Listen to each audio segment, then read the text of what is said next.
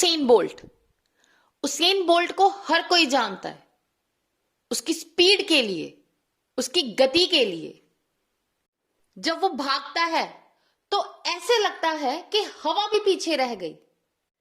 Usain bolt का नाम ही ऐसा है कि ऐसे लगता है जैसे कि दुनिया का जो सबसे तीव्र गति वाला इंसान है, ये सरनेम बना ही उसके लिए है। जब उसका हम नाम लेते हैं तो हमें अंदाजा हो जाता है उसकी गति का, उसकी स्पीड का। पर क्या उसका सफर इतना आसान था? क्या उसे जो आज उसने पाया है वो इतनी आसानी से मिल गया? जो दुनिया का सबसे ताकतवर इंसान बना स्पीड के मामले में, क्या वो ऐसे ही बन गया? हर किसी की बनतर फिजिकली हर कोई डिफरेंट है। कई लोग बहुत पतले हैं पर वो बहुत कमजोर होते हैं, उनके पास 5 मिनट खड़े रहने की भी क्षमता नहीं है। और कई लोग इतने मोटे होते हैं पर उनमें काम करने का फुर्तीलापन, उनकी स्पीड बहुत ज्यादा होती है। तो हर इंसान अपने तरीके में परफेक्ट है। और अगर हम बात करें उसेन बोल्ट की, तो उन्होंने भी अपनी जिंदगी में बहुत कुछ पाया और बहुत कुछ खोया। उसेन बोल्ट में कुछ खामियां थी। उनके पैरों में कुछ ऐसी खामियां थी कि उनका एक पैर दूसरे पैर से 12% कम काम कर रहा था। अंतर था उन दोनों पैरों में। और उन्हें स्कोलियोसिस भी था।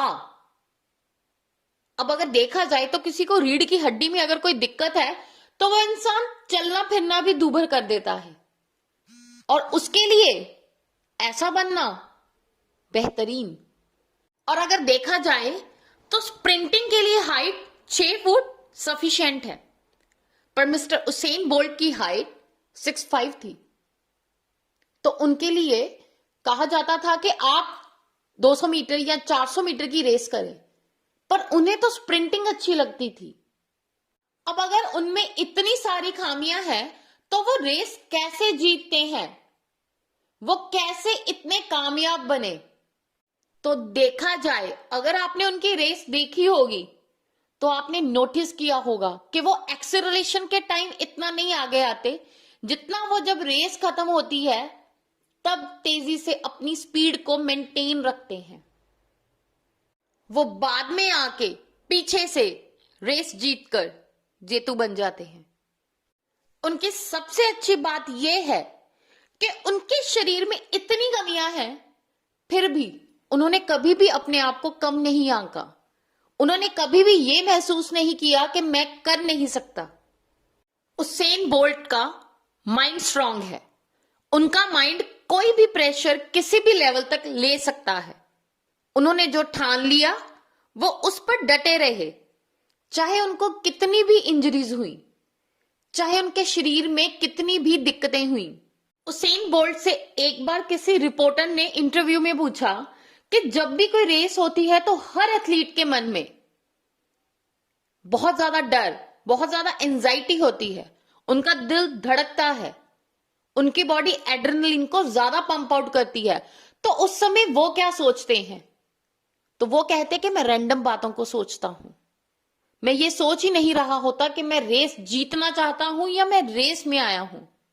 मैं ये सोचता हूं मैं शाम को क्या करूंगा या मैं किस किस से कल मिलने वाला हूं। पर जैसे ही रेफरी ये बोलता है गो, आप रेस के लिए रेडी हो, तो मेरा पूरा फोकस अपनी रेस पे चला जाता है, उससे पहले नहीं। चाहे उनको स्कोलियोसिस की प्रॉब्लम थी, फिर भी उन्होंने इतनी एक्सरसाइज की कि उनकी स्पाइन स्ट्रांग हो जाए, क्योंकि अगर स्पाइन स्ट्रांग होगी तभी तो वो भाग पाएंगे। उन्होंने एक बात हमेशा सिखाई है कि चाहे आपके साथ वर्ल्ड चैंपियन दौड़ रहा हो, पर आपने हमेशा अपनी स्प्रिंट को बेस्ट देना है।